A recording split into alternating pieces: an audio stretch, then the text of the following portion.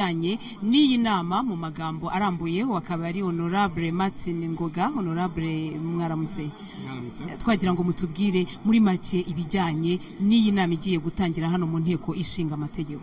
Urakoze. Iyi nama ni imwe mu nama rusange z'inteko yacu.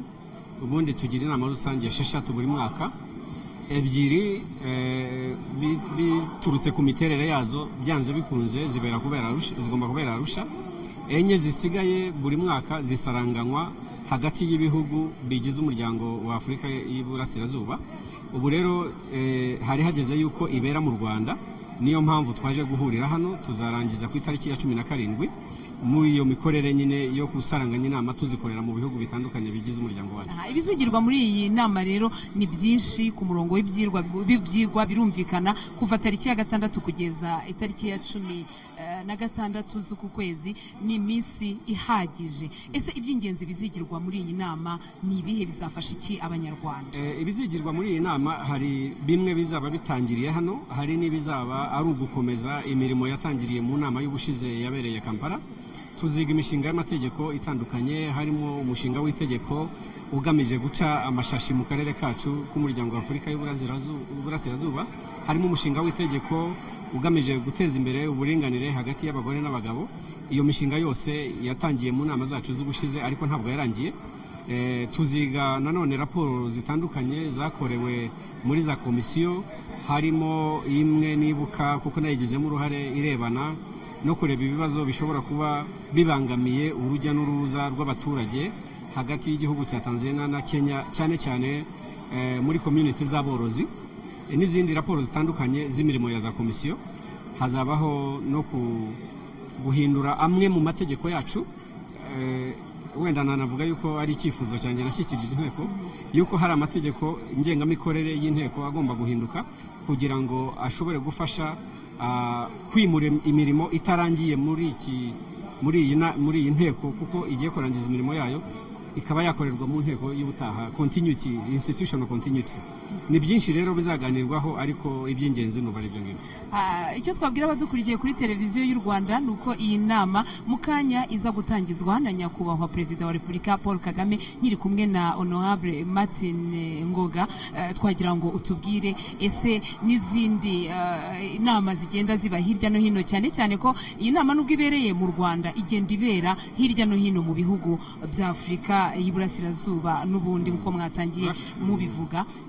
Kuba nyakubahwa Perezida wa Repubulika Paul Kagame agiye gutangiza inama mu byakira mute? Ahangaha uranakurizaho utubwira niba ahandi hose inama igenda ibera ba nyakubahwa ba perezida b'ibihugu aho iyo nama iba iri bubere nabo bitabira nk'uko nyakubahwa Perezida wa Repubulika Paul Kagame agiye kwitabira mu kanya. Urakoze cyane. Icyo ni ikibazo cyiza cyane.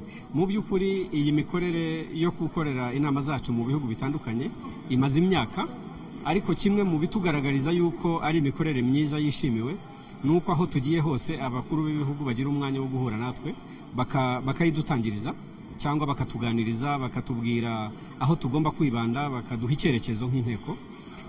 N'ubushize twari Kampala nk'uko nabivuze, nyakubahwa Perezida w'igihugu cya Uganda Yoweri Museveni yarabonetse. Bijya bibaho yuko rimwe na rimwe umukuru w'igihugu ataboneka, ariko niyo byabaye biba byumvikana. Kugeza ubu abakuru b'ibihugu bigize umuryango wa Afurika y'Iburasirazuba bitabira inama zacu iyo twazikoreye mu bihugu byabo. Nyakubahwa Perezida wa Repubulika y'u Rwanda rero abadepite bafite n'umwihariko bamuziho ko akunda gutanga icyerekezo. Ngira ngo yigeze no kugira igihe cyo kuganira nabo mu buryo bw'umwiherero mu gihe yari ayoboye uyu muryango nka chairman wa summit. Byabashimishije rero yuko yabonye akanya ko kugira ngo aze ayidutangirize, kandi nk'uko tubyiteze ndumva turi guhabwa icyerekezo tugahiturwa kugira ngo imikorere y'inteko irusheho kuganisha aka karere mu cyerekezo twiyemeje. Honorable, mu byo watubwiraga bizibandwaho nubwo ibyo muzigiramo muri iyi nama ari kubunga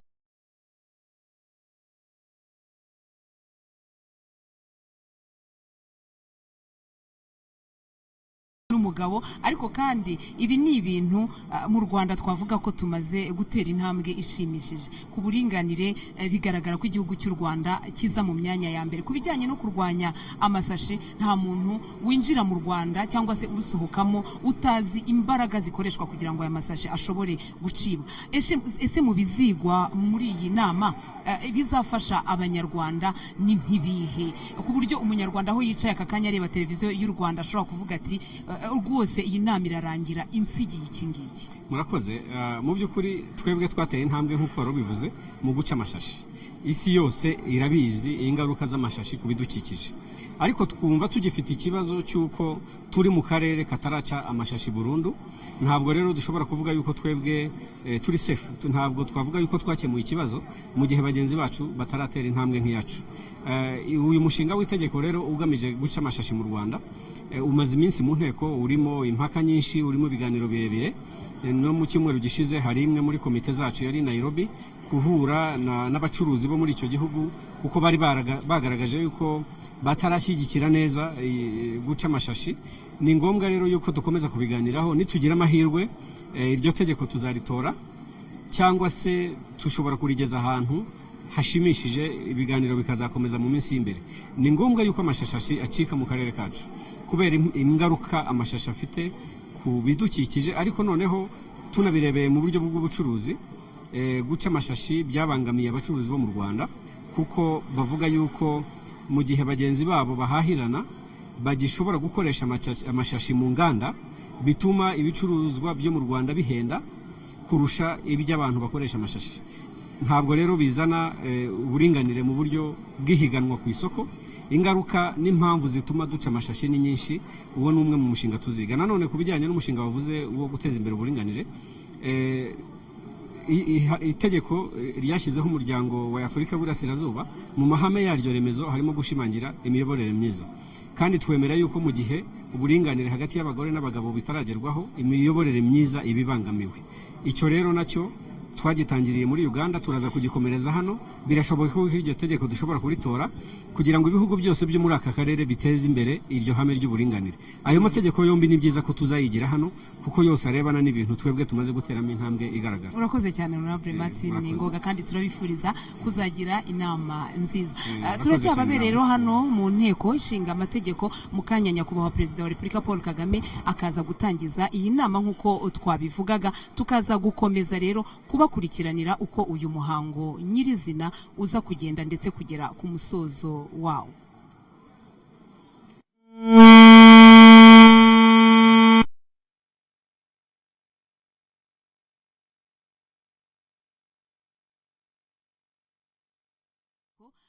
Hagiye kubera umuhango nyirizina wo gutangiza ku mugaragaro inama ya EALA, inteko ishinga amategeko y'umuryango wa Afurika y'Iburasirazuba. Akaba ari inama nk'uko rero inama igiye gutangira hano mu Rwanda mu nteko ishinga amategeko kuva kuri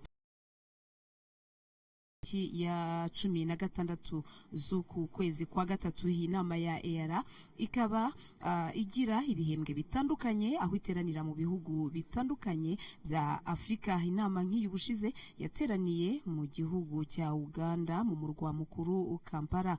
Kuri iyi nshuro ikaba igiye kubera mu Rwanda nk'uko twabibabwiraga n'ubundi kuva mu ntangiriro z'igihe twatangiriye kuganira hano mu nteko ishinga amategeko. Ku murongo rero w'ibizigirwa muri iyi nama by'ingenzi nk'uko Honorable Martin Ngoga yabitubwiraga mu kanya, hari byinshi cyane bizigirwamo, ariko kandi hazagarukwa cyane ku buringanire bw'abagore n'abagabo, ku kubungabunga ibidukikije hibandwa ku guca amasashi, ndetse bazanagaruka ku buzima bw'imyororokere. Hazanasuzumwa kandi raporo zitandukanye zijyanye n'imirimo y'inteko. Aha rero bazajya bateranira mu nteko rusange, ariko na komisiyo zizajya ziterana. Iki gihembwe akaba ari ikibanziriza icya nyuma muri iyi manda y'abadepite. tubibutsa ko nkuko twakomeje kugenda tubibabwira EALA ari inteko ishinga amategeko y'umuryango w'ibihugu bya Afrika y'Iburasirazuba. Ahangaha muri ibi bihugu hakaba harimo nkuko mubizi u Rwanda, Uganda, Kenya na Tanzania, ariko nanone Sudani y'Amajyepfo ikaba yarasabye kwinjiramo, ikemererwa kwinjiramo, ariko hakaba hakiri ibyo yasabwe icyuzuza kugira ngo ishobore kuba yakwinjira muri uyu muryango. Muri EALA abadepite bahagarariye u Rwanda muri EALA ni 9 nkuko muri buri gihugu kigize Afrika y'Iburasirazuba harimo abandi 9, no kuvuga ngo buri gihugu gifitemo abadepite 9. Mu Rwanda rero abaduhagarariye twababwira harimo Honorable Hajabakiga Patricia, akaba ari nawe ukuriye itsinda ry'abadepite b'u Rwanda muri EALA.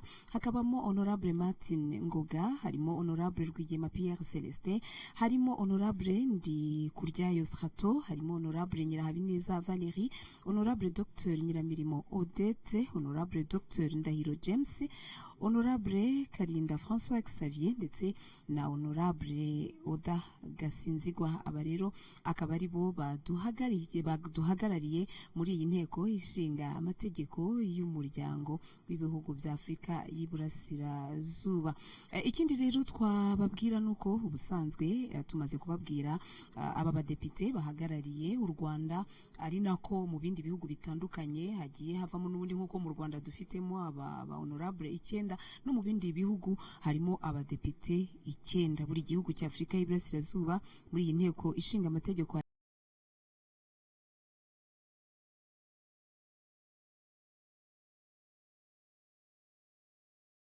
muri EALA. Ubusanzwe umudepite uvuye muri EALA asimburwa te. Buri muntu wese ukurikiye televiziyo y'u Rwanda uyu mwanya mu gihe tugitegereje nyakubahwa Perezida wa Repubulika Paul Kagame kugira ngo aze gutangiza uyu muhango ashobora kwibaza iki kibazo. Itegeko rigena ko umudepite atakaza umwanya muri EALA iyo inzego zagize uruhare mu kumushyiraho zisanze atacyujuje ibyangombwa, ahamagariwe undi murimo ufitiye igihugu akamaro, agize uburwayi butuma adashobora gukomeza imirimo yatorewe byemejwe n'akanama k'abaganga, yeguye cyangwa se apfuye. Uwo mudepite byemewe kumusimbura iyo avuyemo asigaje zakoreshejwe kugira ngo abe umudepite w'u Rwanda muri EALA ni nazo zikoreshwa kugira ngo asimburwe, kandi uwinjiyemo arangiza igice cya manda gisigaye cy'uwo asimbuye. Aha rero icyo twababwira nuko aha mu nteko ishinga amategeko uyu muhango wo gutangiza iyi nama ni umuhango witabiriwe n'abanyacyubahiro batandukanye, harimo abaminisitiri batandukanye hano mu Rwanda, harimo abadepite nkuko mubibona, abadepite ba hano mu Rwanda, ariko kandi hakaba hari n'abagiye baturuka hirya no hino muri ibi bihugu bigize Afrika y'Iburasirazuba. Abandi badepite baturuka muri EALA bitabiriye uyu muhango. Ahangaha rero akaba ari ugutangiza iyi nama. Iyi nama ikaba igiye gutangizwa na nyakubahwa Perezida wa Repubulika Paul Kagame, ariko kandi nyuma yaho inama nyirizina ikaza gutangira, aho batangira noneho gushyira mu bikorwa ibyo biyemeje byose kugira ngo iyi nama izashobore kugera ku musozo wayo ku itariki ya 16 ibyo biyemeje kuzakora byose byarashyizwe mu bikorwa. Aha nanone ikindi dushobora kubabwira nuko EALA yishimiye icyemezo cy'uko u Rwanda rwongeye mu ndimi zemewe mu Rwanda ururimi rw'igiswahili.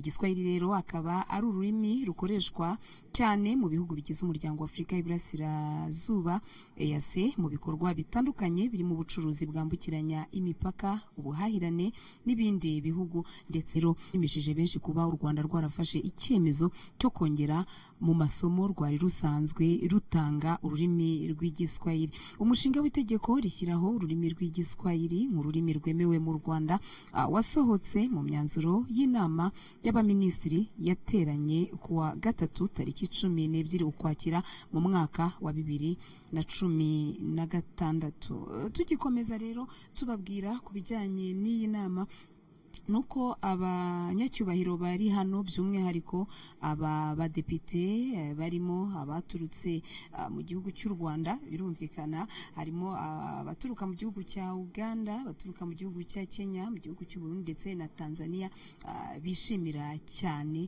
uburyo noneho banakiriwe, nubwo iyi nama atari n'ubwa mbere ibereye mu Rwanda, ariko kandi uburyo u Rwanda rwakira ababagana ngo ni bimwe mu bintu bibashimisha cyane ndetse bigenda ibihugu bitandukanye byigira kuri iki gihugu cyacu cy'u Rwanda.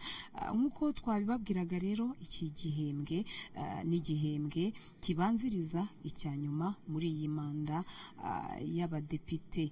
Reka rero turacyakomeje kubabera hano mu nteko ishinga amategeko ahagiye kubera umuhango nyirizina wo gutangiza ku mugaragaro iyi nama ya EALA. Ni inama rero imaze kubera mu bihugu bitandukanye bya Afurika, harimo n'igihugu cya Uganda giheruka kuyakira, nicyo cyabanjije u Rwanda.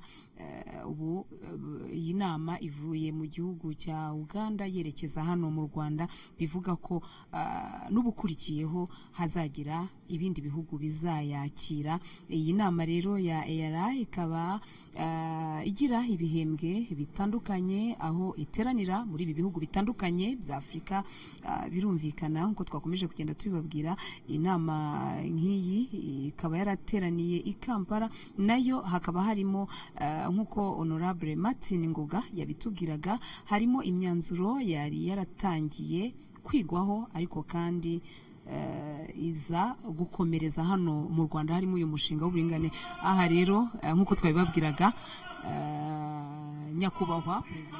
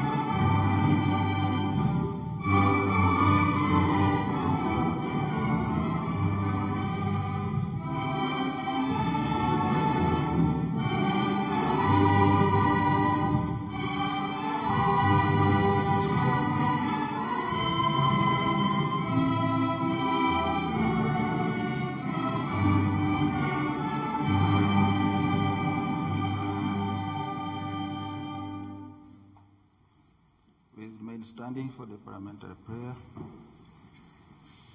Almighty God, who in your wisdom and goodness has appointed the offices of leaders and parliaments for the welfare of society, good of all human lives upon it, and the just government of its people.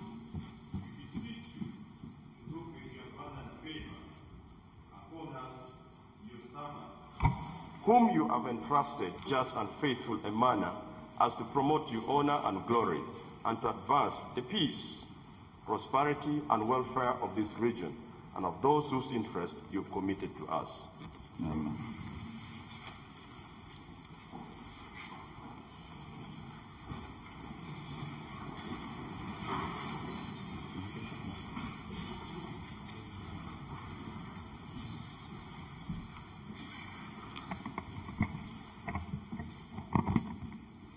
We shall commence with item number 2 on the order paper, which is a procedure motion.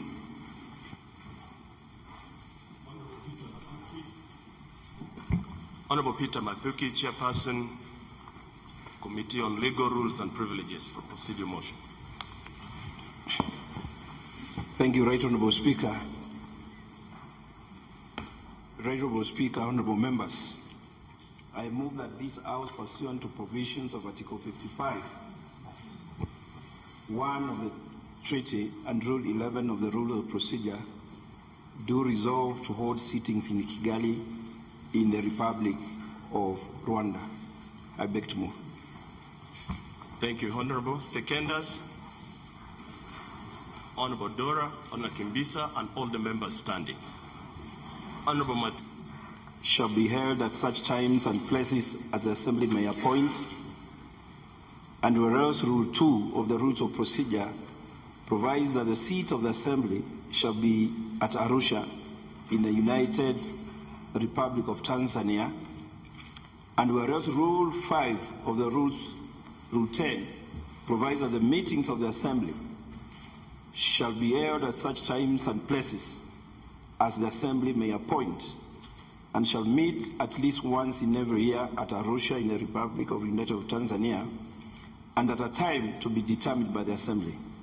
Now, therefore, Mr. Speaker, honorable members, this Assembly do resolve as follows: that pursuant to the provisions of Rule 5 of Rule 10, the 6th March 2017, up to Thursday, 16th March 2017, Mr. Speaker, I beg to move. Thank you, Honorable Peter Mathuki. Honorable members, the motion before this Assembly is that this House, pursuant to the provision of Article 55(1) of the Treaty and Rules 11 of our Rules of Procedure, do resolve to hold sitting in Kigali in the Republic of Rwanda. Debate is open. Honorable members, you know this is a tradition, and I think we are all unanimously in support of the motion. Allow me, therefore, to put a question to the motion moved by the Honorable Mathuki Peter, the Chair, Committee on Legal Rules and Privileges. The motion that this House, pursuant to the provision of Article 55(1) of the Treaty and Rule 11 of the Rules of Procedure, do resolve to hold sitting in Kigali, the Republic of Rwanda. May those in favor say aye. Aye. Those against, nay. The ayes have it.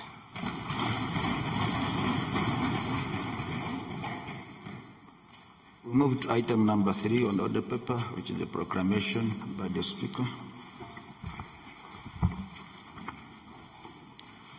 Honorable members, amid this, I have, in accordance with the provision of Article 54 of the Treaty, invited His Excellency, the President, to address this Assembly.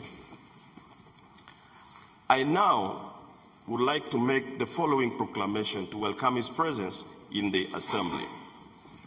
Whereas Clause 1 of Article 54 of the Treaty provides that the Speaker of the Assembly can invite any person to attend the Assembly, notwithstanding that he or she is not a member of the Assembly, if, in his or her opinion, the business of the Assembly renders his or her presence desirable. And whereas, in the opinion of the Speaker, the attendance and presence in the Assembly of the President of the Republic of Rwanda is desirable in accordance with the business now before the Assembly. Now, therefore, it is with great pleasure and honor on your behalf, members, to welcome the President of the Republic of Rwanda in this Assembly.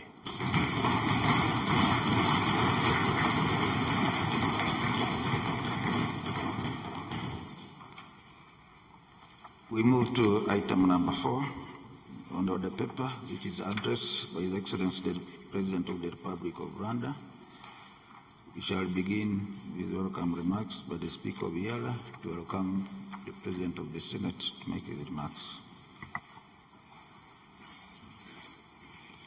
Your Excellency Paul Kagame, the President of the Republic of Rwanda, Right Honorable Makuza Bernard, President of the Senate of Rwanda, the Chairperson and Council of EAC Ministers, Honorable Ministers of the Republic of Rwanda, the Secretary General of the East African Community, Honorable Members of EALA, Senate and Chamber of Deputies, Members Emeritus of the Assembly, Your Excellencies, Ambassadors and High Commissioners, distinguished guests, ladies and gentlemen. I thank the government of the Republic of Rwanda for accepting to host the Assembly for the entire duration of the 5th meeting of the 5th session. I, on your behalf, congratulate Honorable Makuza for leading the Senate with much dedication and charisma since assuming the office or the position of the President of the Senate in October 2014. I vividly recall your subsequent election as President of the Senate, where you garnered, Right Honorable, 25 votes. Right Honorable Makuza, that very act was indeed a vote of ultimate confidence in your ability and leadership. Over the last few years, I have observed with contentment the extreme passion and dedication you exhibit as you continue to offer leadership at the Senate. Right Honorable Makuza, your experience in leadership makes you a natural and perfect choice to lead the Senate, owing to your previous experience in top government roles, including that of being Prime Minister of this great republic, Ambassador to Germany and Burundi, and Senator, among many other roles you have held. In many ways, you have gone the extra mile in creating avenues for the interface between the ordinary Rwandans and the legislature of Rwanda. This aspect has been extended to the region. Right Honorable Makuza has made tremendous contribution towards the annual interparliamentary games of the East African community, which is a key aspect of building relations between the Assembly and the national legislatures on the other hand, and serves to sensitize and create rapport with the citizens of the region on the other hand. I acknowledge your actual participation as captain of the football of the Rwanda. Although we missed you in Nairobi, in Kenya, Mombasa, where you did not come to dribble the ball like you always do. As EALA, we are proud of you. You have not let the legislators down. You have not let the legislature of Rwanda down. You have not let the children, women, and men of this great nation down. And you have not let the Republic of Rwanda down. I wish to commend His Excellency President Paul Kagame, who in his wisdom continued to empower citizens in all spheres of life, including the like of the Right Honorable Makuza and many others, to make their contribution in nation building. Right Honorable Makuza, I am confident that under your leadership, the legislature of Rwanda in general shall continue to make significant contributions and achievements, and in that, its role as the legislature in oversight and representation body will be indeed strengthened in this great republic. I can vouch that your contribution in helping the country to achieve its development targets as envisioned in Vision 2020 will remain steadfast.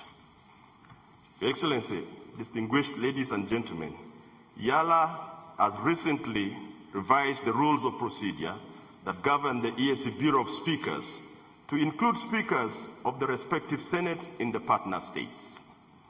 I am sure we shall benefit from the experience and resourcefulness of the Right Honorable Makuza as he joins the Bureau of Speakers to enable us to intensify the linkages between EALA and the national parliaments.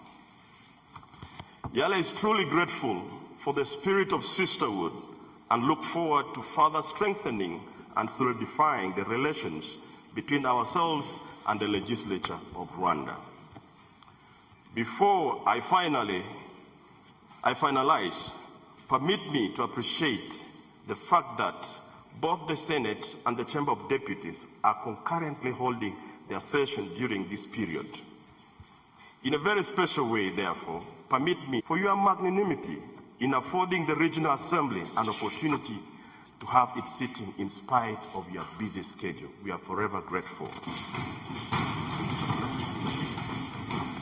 I assure you my unreserved support and that of this Assembly, and hereby wish you every success in the coming years. With these few remarks, I now take this opportunity to invite you, my brother and friend, Right Honorable Bernard Makuza, to make your remark. Mheshimiwa, karibu.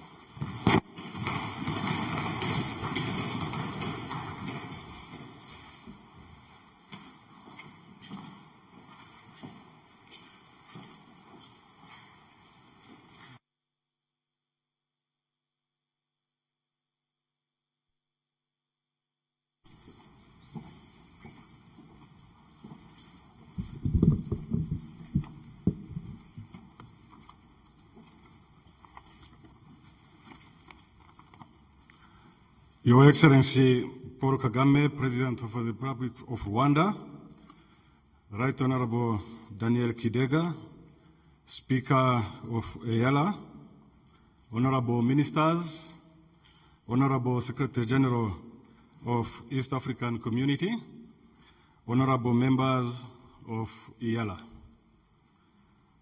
I'm very pleased to express to Your Excellency Paul Kagame, President of the Republic of Rwanda, the gratitude of the Parliament of Rwanda for honoring this occasion with your presence to address this.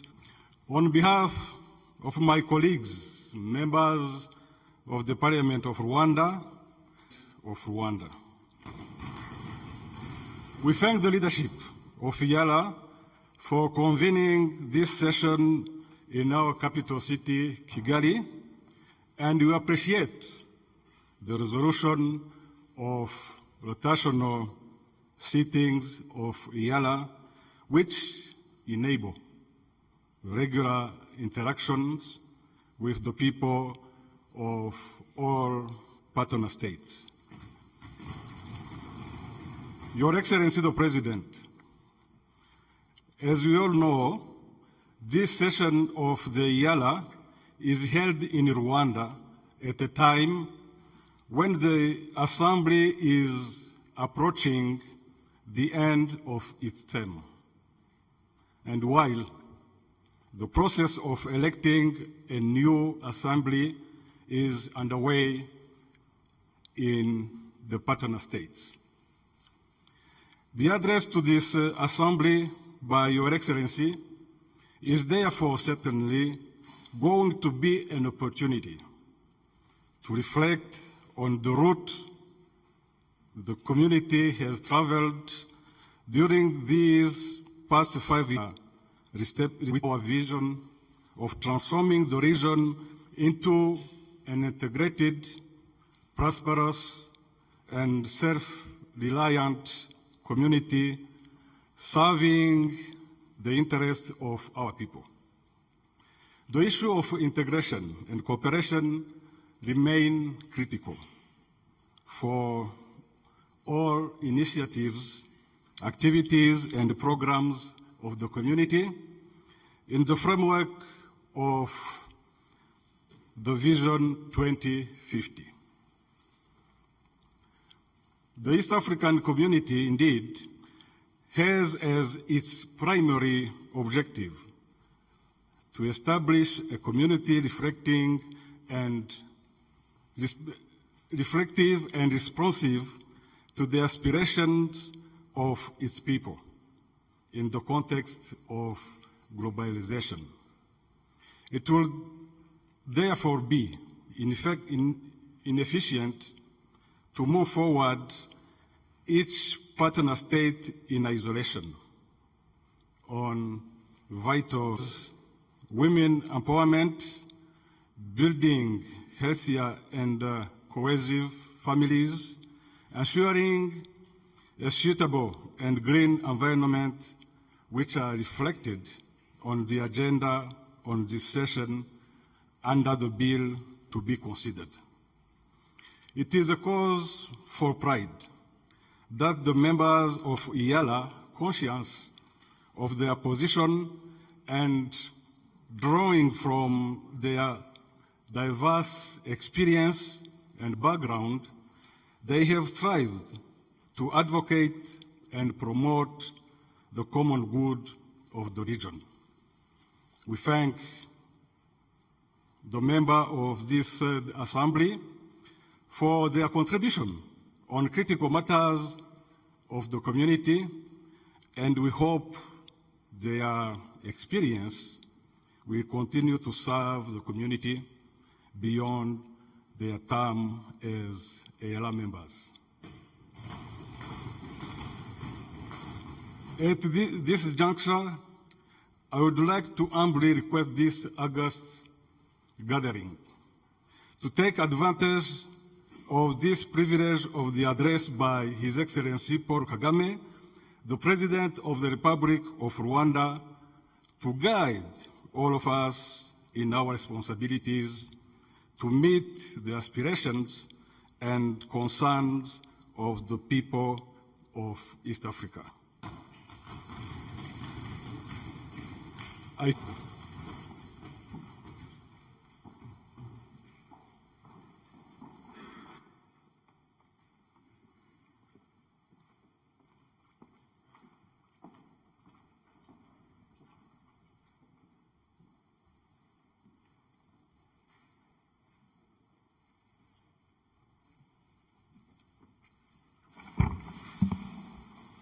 Thank you, Right Honorable Bernard Makuza, for those wise counsel.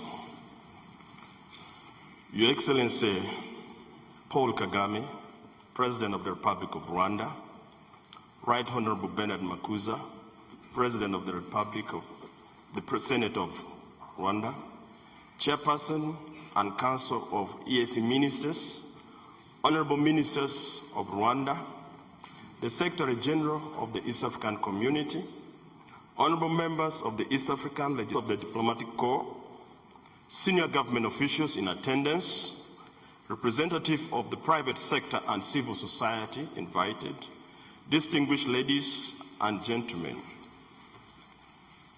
Your Excellency, it is with profound humility that I welcome you to address EALA at the commencement of the 5th meeting of the 5th session.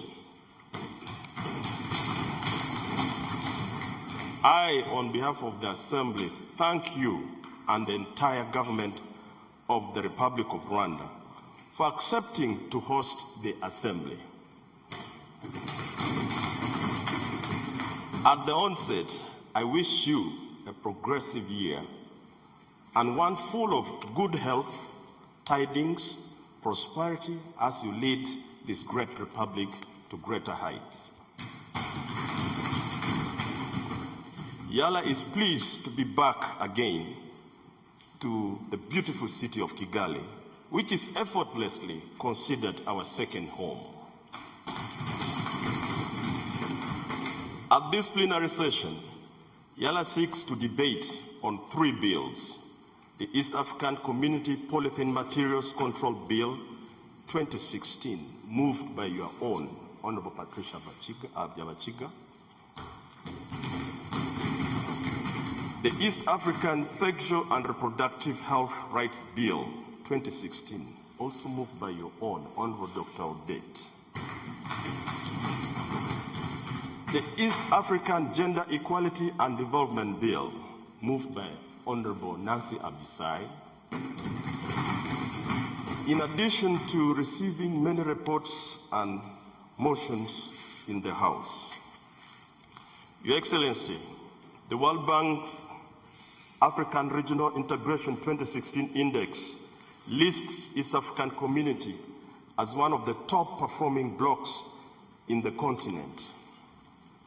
Such positive scorecard calls on us not to entertain complacency, but rather to redouble our efforts.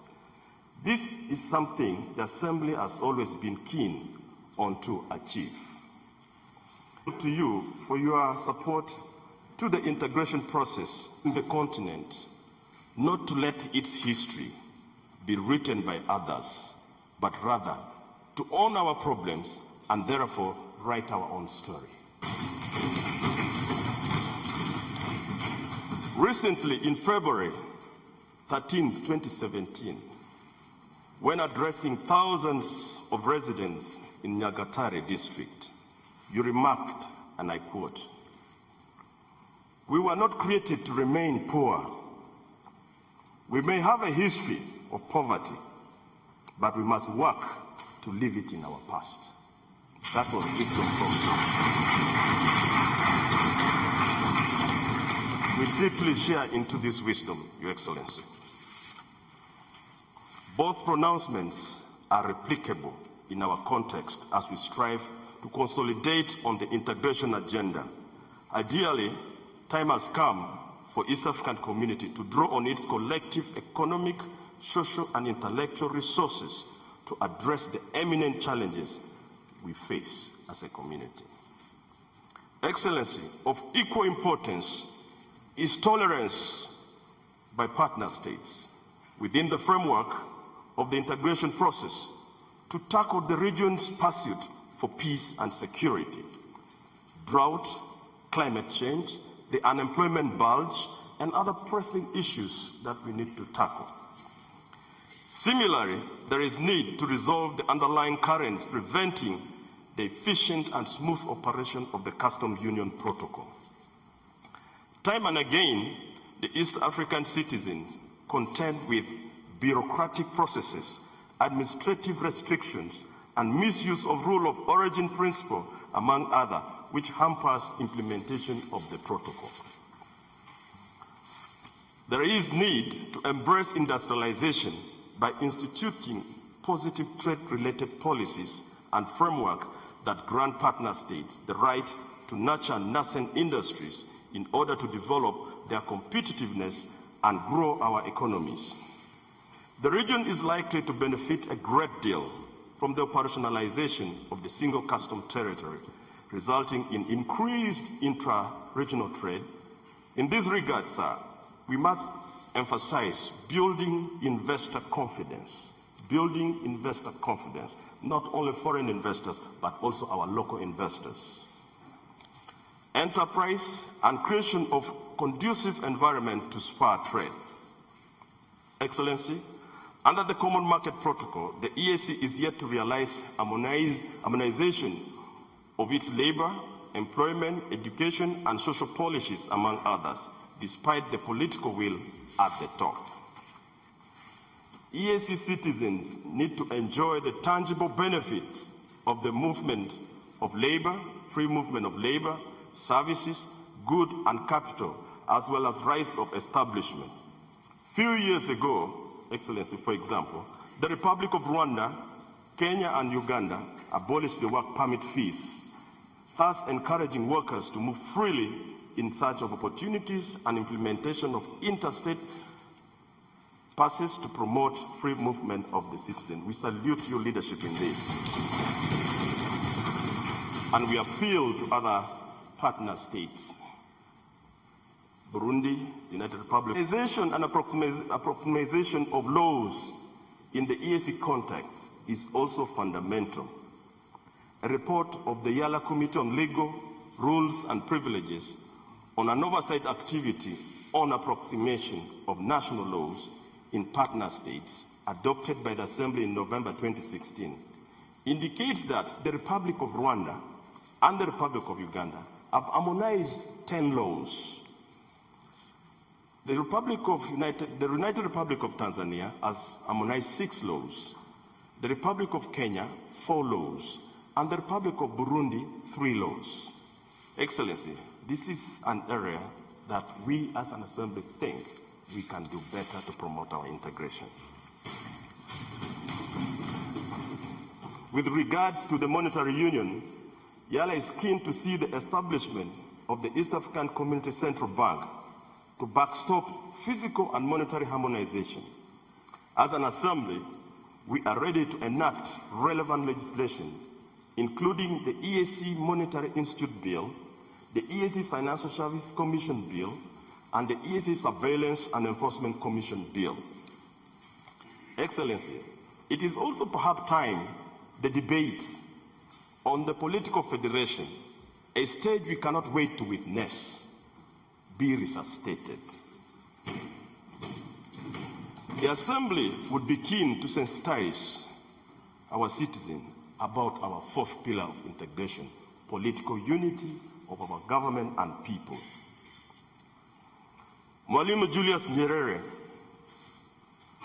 a Pan-Africanist, founding father of our great community, while addressing participants on the topic on stability and change in Africa at a symposium at the University of Toronto on the 2nd October 1969, had this to say, and I quote, "If a door is shut, attempts should be made, pushed until it is wide open.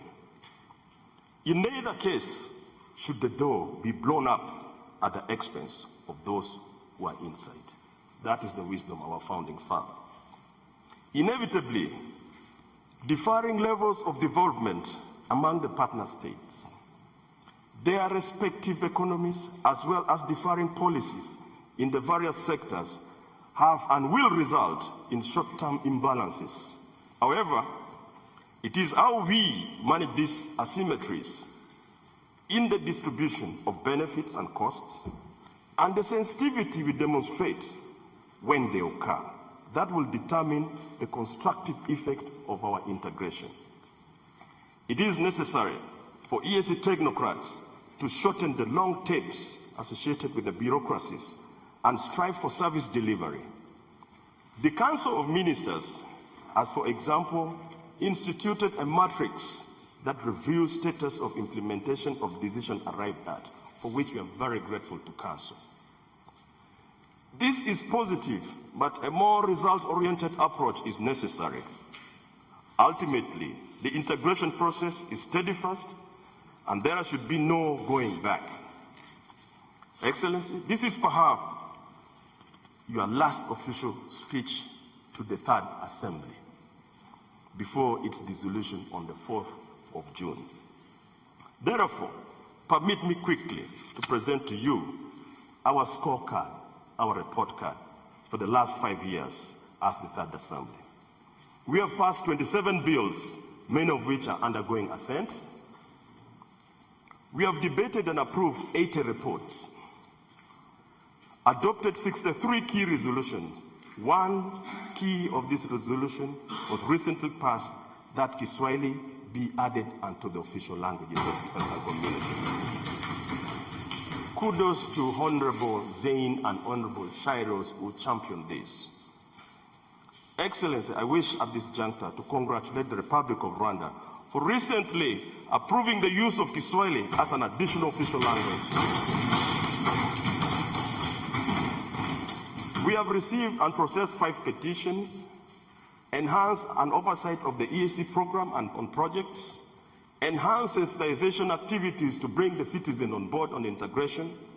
We have revised our rules of procedure to make our work more efficient. Excellency, this scorecard or this report card was not devoid of challenges.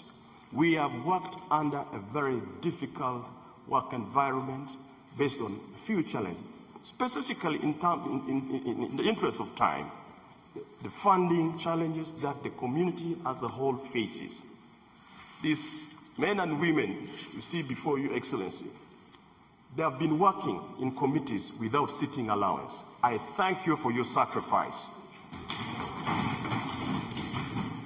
The community, not only the Assembly, the court, the Secretariat, and the institutions are facing unprecedented financial challenges that hampers our hard effort to realize the integration agenda. I appeal to you, Your Excellency, in your leadership philosophy of efficiency, to talk with your good brothers in the summit to make sure partner states remit their contribution to Arusha, to enable the Secretary General do his work.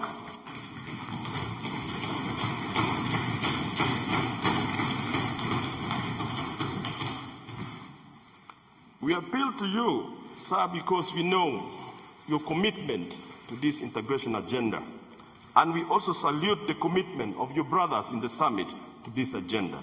Bureaucracies should not hold us back. The integration is a must, it's not an option. Excellency, let me now take the opportunity to congratulate you for steering the Republic of Rwanda to greater heights under your leadership. Rwanda enjoys peace and stability under your leadership.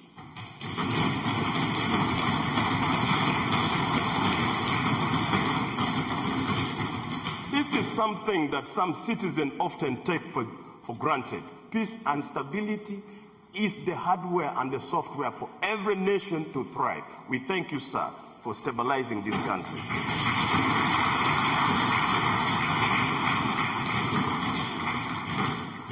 Rwanda has realized significant progress by investing in the ICT, science and innovation as a springboard to growth and diversification of its economy in line with its Vision 2020. Over the years, the per capita GDP has moved more than 3 times to about $1,700, outpacing bigger and more resource-rich African countries. We congratulate you for this great achievement. The opening of the country's 4th national park, Giswati Mukura, and that of the vast hospitality facility, Kigali Convention Center, are laudable.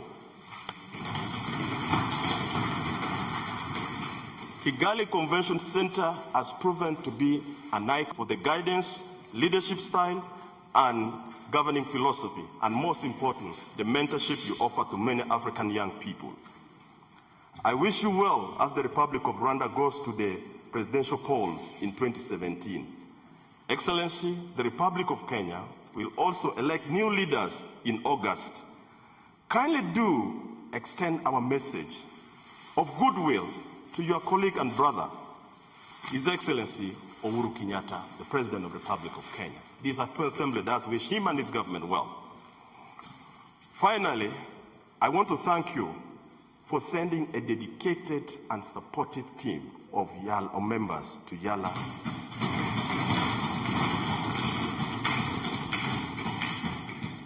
Under the good leadership of Honorable Patricia Ajabachiga as the chairperson of the chapter.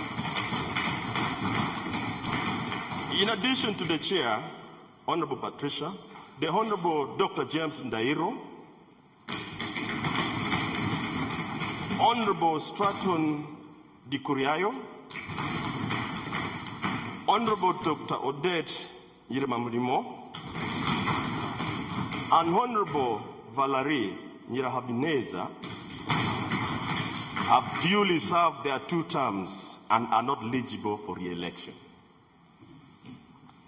They are joining me and many others in retirement out of EALA work.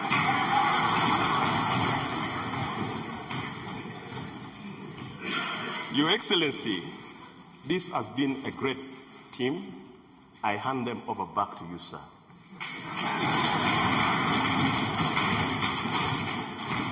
I urge them to continue to be good ambassadors of the integration process.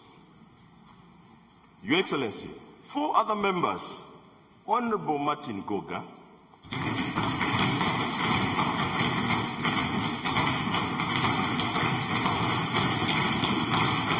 Honorable Oda Kasinzigwa,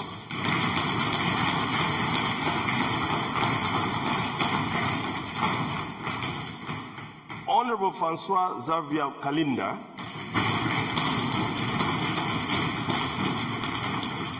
Honorable Celestine Rijema are still eligible for election in the 4th EALA. Excellency, as the headmaster, I have the pleasure to present to you their report card. They all got distinction, sir.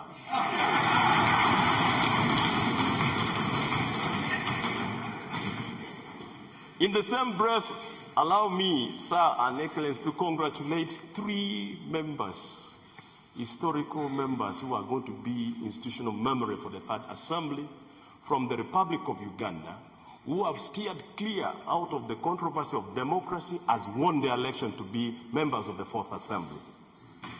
Honorable Chris Opoka is transiting to the 4th Assembly. Honorable Susan Nakawuchi is transiting to the 4th Assembly. Honorable Mukasa Bidde is transiting to the 4th Assembly. Uganda has set the tone. 100% return of the eligible. I thank you, sir.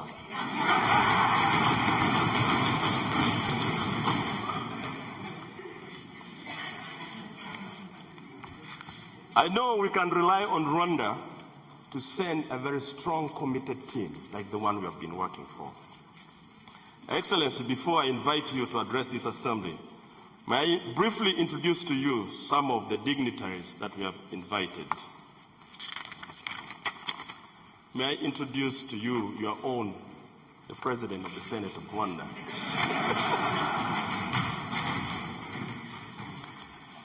The Ministers of EAC Affairs, who is now represented and led by the Right Honorable Kirunda Kibedinda, the Second Deputy Prime Minister. The Honorable Ministers of the Republic of Rwanda, may you rise up for recognition. Our good friend, the Minister of Foreign Affairs, and all the rest.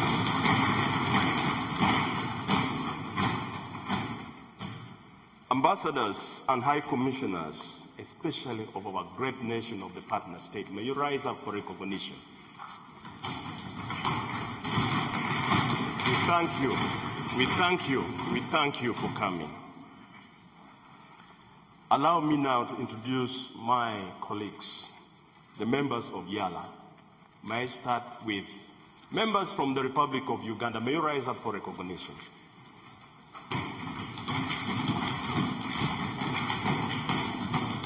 I thank you. Members from the Republic of Kenya, may you rise up for recognition. I thank you. Members from the Republic of Tanzania, the United Republic of Tanzania, may you rise up for recognition. I thank you. Members from the Republic of Burundi, may you rise up for recognition.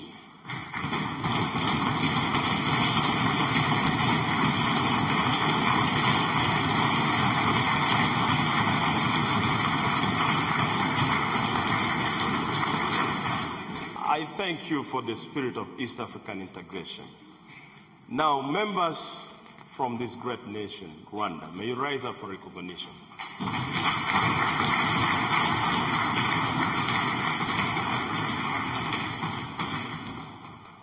Members of Rwanda Chamber of Deputies, our honorable colleagues from this country, please may you rise up for recognition.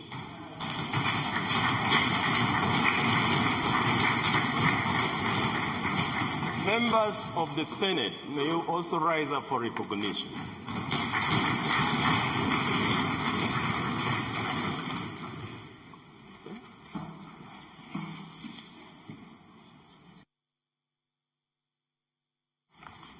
And of course, in a very special way, we like to recognize our former Secretary General, who is a member of the Senate now, Honorable Dr. Sesvera.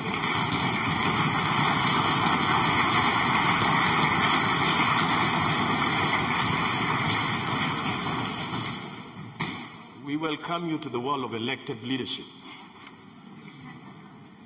Of course, I've not forgotten our great Secretary General who steers our administrative course at Arusha, Honorable Ambassador Librat from Keko.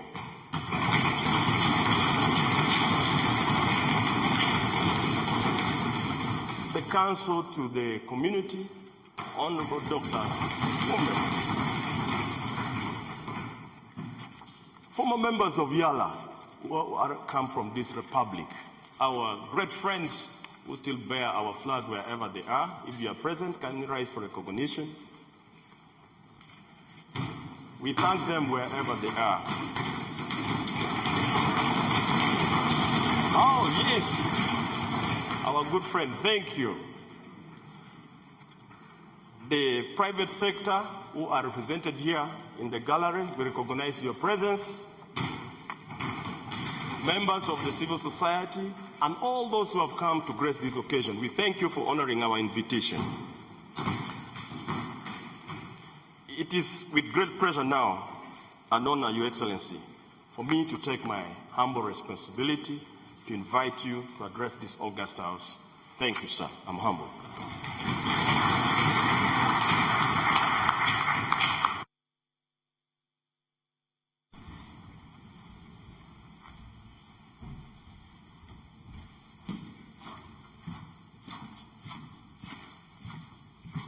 Please be seated.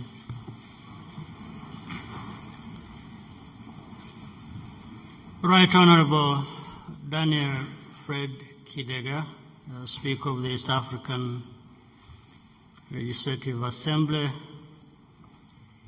Honorable Bernard Makuza, President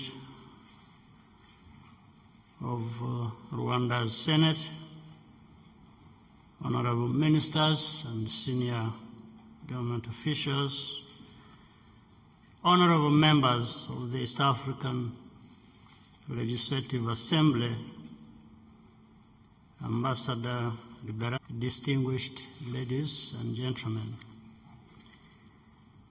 Good afternoon, and I wish to start by welcoming you back to Rwanda.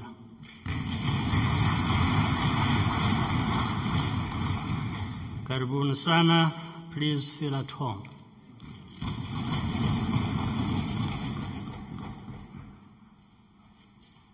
Honorable Speaker, thank you for the invitation to address this special sitting of the East African Legislative Assembly. Rwanda's commitment to the East African community 10 years after we acceded to the treaty is stronger than ever. East African community members have worked together to significantly deepen regional integration. Much of this progress was the result of political will, responding to the people move more freely than ever before, and communication within the region has become more affordable and convenient. It is easier to trade and do business with each other, and we are collaborating to expand energy and transportation infrastructure. All this has generated a good deal of excitement among our citizens and in the markets as well. East Africa is increasingly perceived as a region on the move. We have to continue to meet these high expectations. We therefore count on you on the oversight role of our regional legislature to help ensure we maintain momentum and stay on course.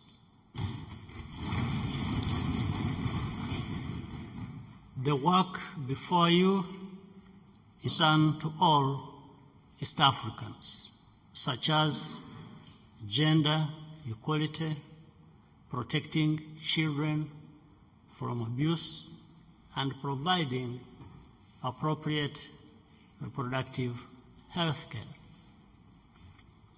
I also commend your work on the Polythene Materials Control Bill, among others, currently under consideration. A clean and healthy environment is a priority for all our countries. Prohibiting plastic bags is a policy that has worked well for us in Rwanda.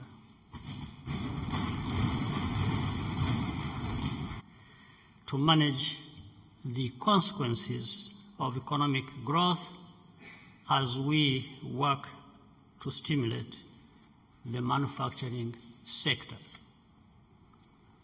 I'm happy, as has been mentioned, that Rwanda has adopted Kiswahili as an official language in line with one of the key resolutions of the East African Legislative Assembly.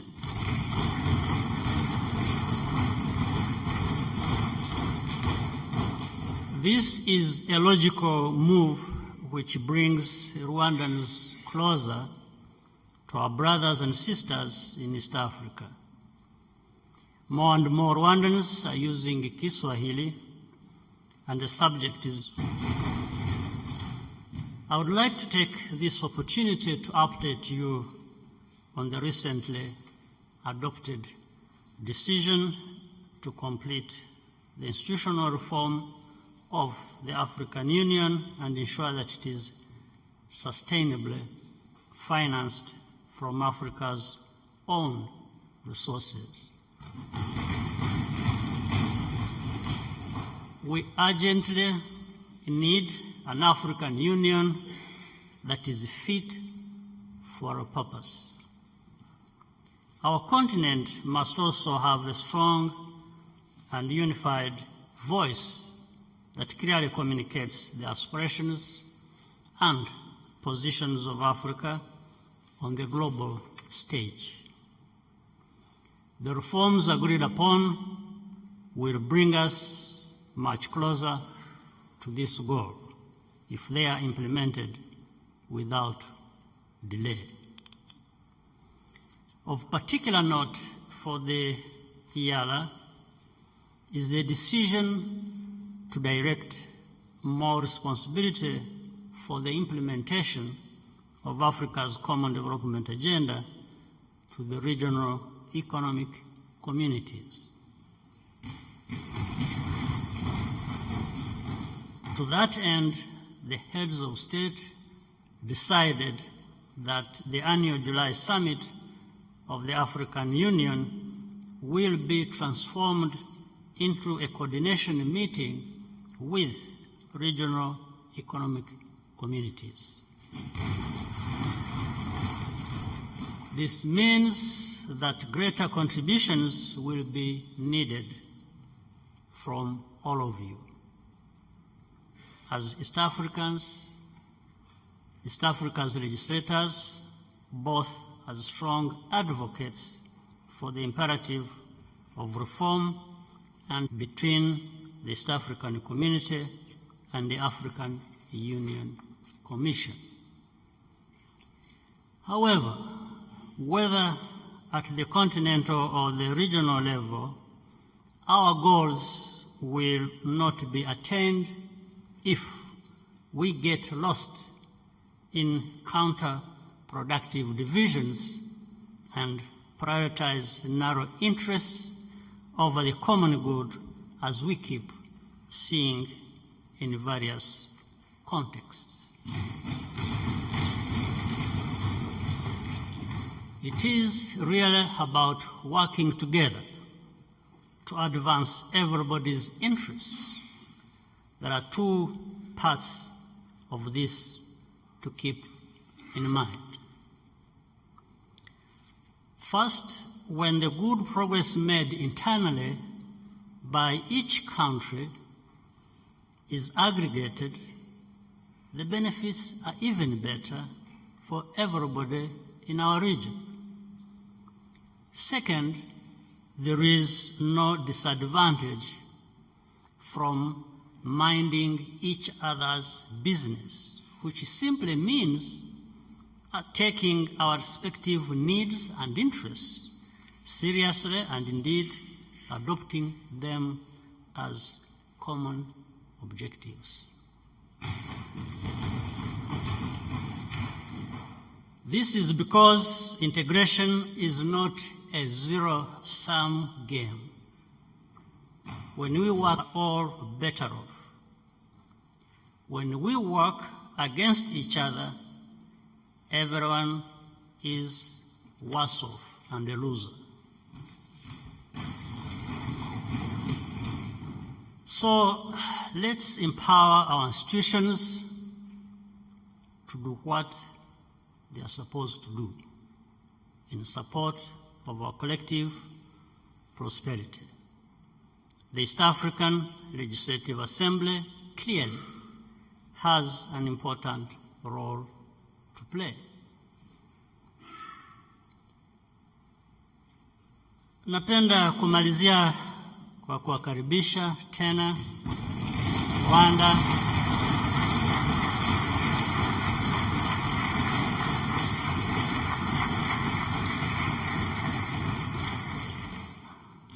na kuwatakia kila laheri katika majadiliano yenu wakati wote wa kikao hiki cha Bunge la Afrika Mashariki kinachoanza rasmi leo. Asanteni sana.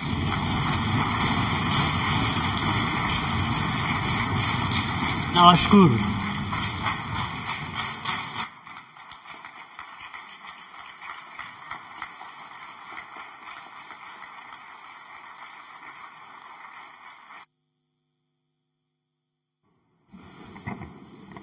We shall now move to a vote of thanks.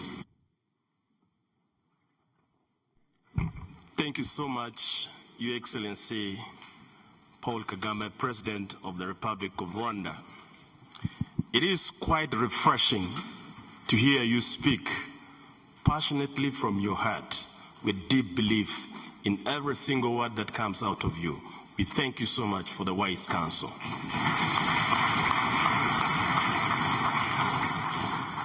Just at the time when you tuned to the Kiswahili channel, I thought you were just beginning. And we were just wishing that you continue, sir, and irrigate us with the wise counsel. We thank you, but on behalf of the Assembly, I would like to invite Honorable Nusula Tipero to move a vote of thanks to His Excellency and our guests on our behalf. Honorable Nusula Tipero. Honorable Nusula, you could take the, if you're, is the microphone working well there?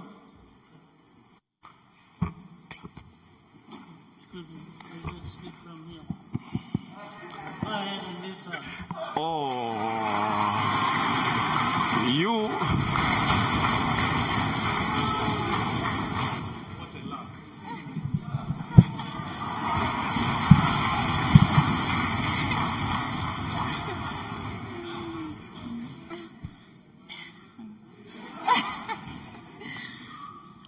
Your Excellency, the President of the Republic of Rwanda, Your Excellency, the Right Honorable Bernard Makuza, Speaker of Senate, Right Honorable Speaker of the East African Parliament, the Secretary General of this African Community, honorable ministers present, honorable members of Parliament, invited guests, ladies and gentlemen, all protocol observed. Your Excellency, I wish to take this opportunity to thank you for allowing me to use this presidential podium.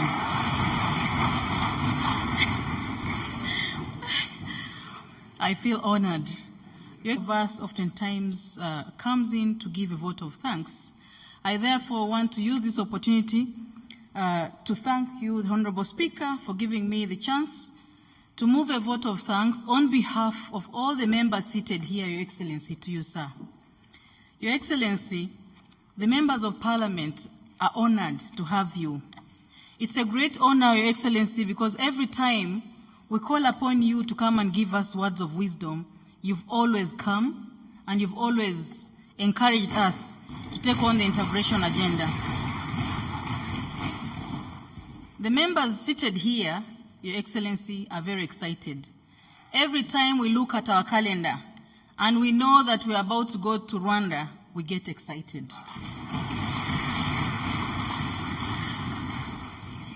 Our experience in Rwanda is always different.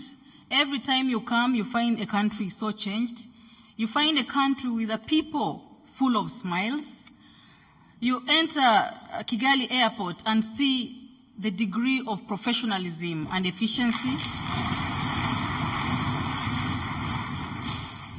In the hotels where we stay, we are always treated in a manner that we feel we should not go back. So that experience makes us want to stay here forever, Your Excellency. We don't leave before we eat some of the delicacies from Rwanda, including taking some of things like akabanga. Your Excellency. Your Excellency, allow me to ask my colleagues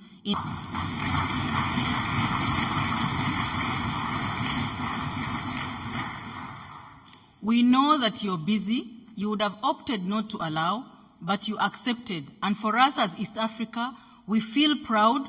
We feel that you've honored our forefathers to take the agenda for United Africa forth, because the East African integration is a stepping stone towards a united Africa. So with you at the helm,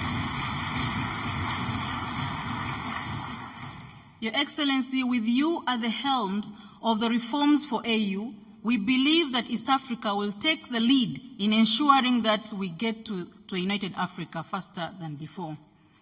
This is also our opportunity, Your Excellency, as Africans, for once to feel as a people at a time when other countries are getting inward, Your Excellency. You've heard the remarks from countries like America, and so it's time for Africa to feel proud of its citizens so as to mobilize and ensure that we do everything that can make Africa proud and take back to compete with the rest of the world, Your Excellency. We remember the many years when we entered Rwanda and saw a population that had been dilapidated due to genocide. But today when we come to Rwanda, we see visible improvement, Your Excellency. When we speak about Rwanda, when I speak about Rwanda, I speak from my heart. Whatever I say is something that I have seen, we have touched. And so it's not a matter of just praising, but your progress, Your Excellency, is enviable in the entire region. We would say that Rwanda is competing with the world, but it seems now that the world is competing with Rwanda, Your Excellency.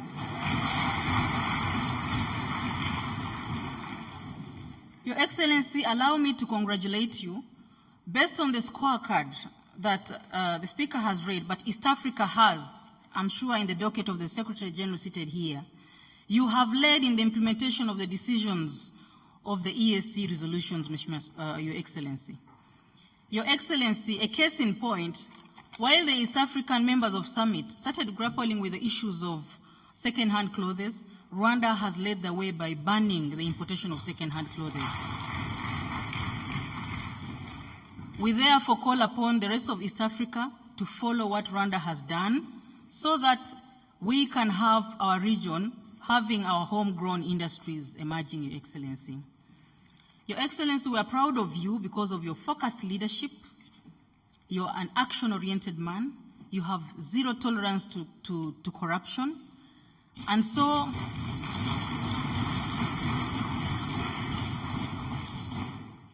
when you look at what's happening in East Africa, countries are now emulating what Rwanda has started.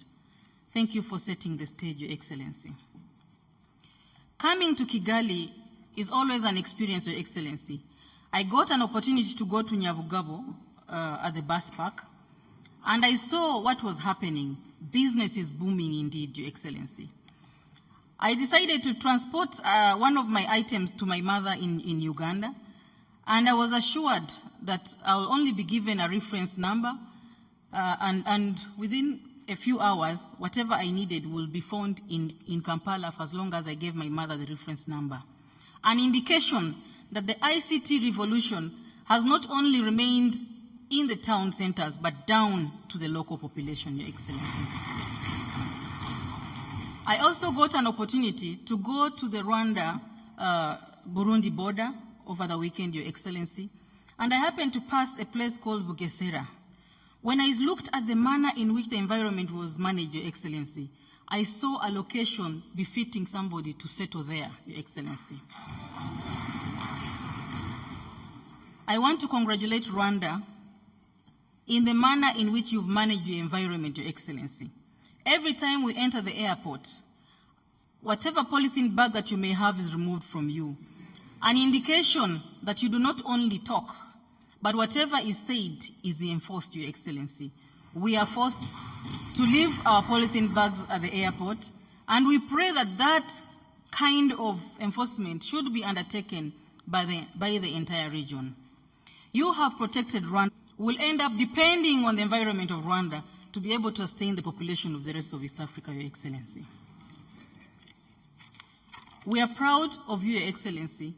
As we move on Rwanda Air, passengers who seem now to be using Rwanda as a connecting point. To me, Your Excellency, Rwanda has now become the second Amsterdam of East Africa.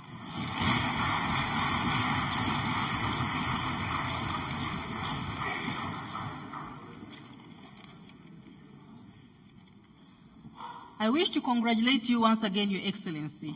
As travelers in the region, we are faced with issues of loss of commodities, among others. But when you go to Kigali Airport, it is one of the airports whereby if you lost your parcel or your wallet, you will find that wallet intact with all its items inside. Your Excellency, the East African Parliament wishes to congratulate you. Your progress on the side of women is visible. The women of Rwanda now feel that they are part and parcel of the development process, Your Excellency. Your laws on family protection are excellent, and I pray that the next EALA will ensure that we get a regional law on family protection, borrowing Rwanda as a model. The East African Parliament, Your Excellency, members seated here still, wish to thank you for joining your comrades in the region and sending your peace forces to support our other African nations that are grappling with issues of peace, Your Excellency. A case in point of Sudan, Liberia, among others.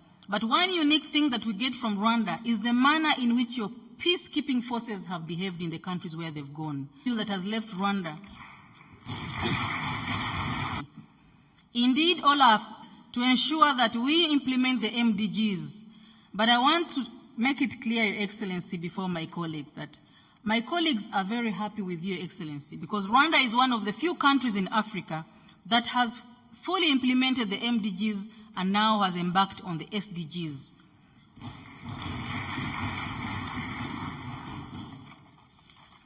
We still support you and are proud of you because of your homegrown solutions to issues. For example, the Omuganda, and Your Excellency, the members seated here will be here for 2 weeks, and I believe that we of Omuganda. We continue to be proud of you with the Jirenka program, Omrenje program, the Gachacha, among others. We recently heard you when you were talking about the kind of foreign aid that you wish for Rwanda. And I want to say that that should be the kind of foreign aid we need to ask for East Africa. An aid that can be used to transform the population instead of leaving a population more burdened than before the aid was given to them, Your Excellency. Your Excellency, I can say a lot, but in conclusion, I wish to say that we were very proud, though not certain, when Rwanda came up with its vision 2020. You had an ambitious plan. You wanted to transform the community. You wanted to empower the women. You wanted to build an economy that was admirable by all. You wanted to transform the agricultural sector. And we thought it was just a dream. But as we speak, whatever that was planned in Vision 2020 has been realized. An indication that you just do not talk, but what you say, you ensure that is fulfilled. But I also want to end by congratulating the people of Rwanda. The people of Rwanda have been solidly, everything happens. Rwanda is a success story. Rwanda is a success story. We are proud of you once again, Your Excellency. I wish to bring you greetings from Uganda, where I come from. I will not say much because you know the people of Uganda love you very much. And I just wish to conclude by saying that greetings from the rest of East Africa, but all the achievements that are visible in Rwanda could not be done without the support of the RPF under your able leadership, Your Excellency. Asanteni sana.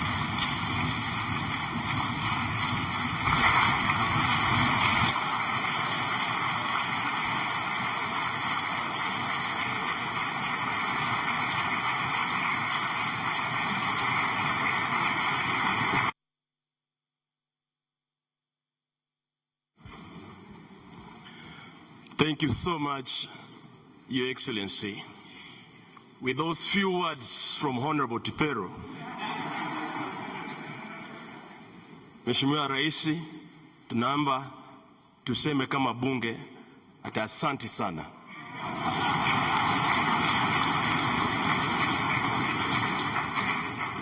We are very grateful for your presence here, and thank you, Honorable Tipero, for that insights on our behalf. Thank you so much. Before I adjourn, I wish to make the following announcements. We will move from here after adjournment for a photo session. His Excellency has been gracious enough to allow us a photo session with him. After the photo session, that shall be led by the Sergeant at Arms, we will go for a cocktail. His Excellency has really tried so much within his very busy schedule to give us this moment, this morning and afternoon. But he will not join us in the cocktail, but we shall continue with the rest of the leadership of this great republic in the cocktail. We are very grateful. I now adjourn the House to tomorrow, 2:30 p.m. House is adjourned. Thank you. Please rise for the anthems.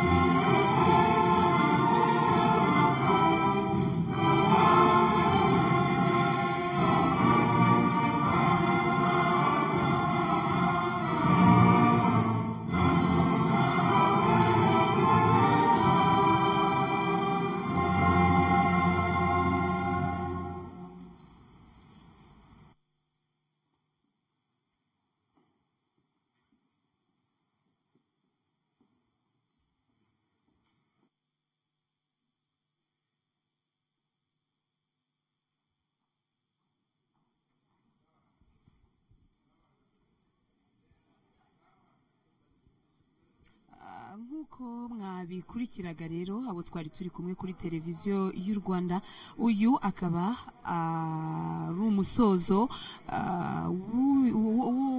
gutangiza ku mugaragaro inama ya EALA, inama itangiye uyu munsi ku itariki ya 6 ariko nanone ikazasozwa ku itariki ya 16. Mu byagiye rero bibera hano kubo tutatangiranye hano mu nteko ishinga amategeko, uyu muhango watangijwe n'indirimbo yubahiriza igihugu ikurikirwa igihugu cy'u Rwanda, ikurikirwa n'indirimbo yubahiriza umuryango wa Afrika y'Iburasirazuba ndetse n'isengero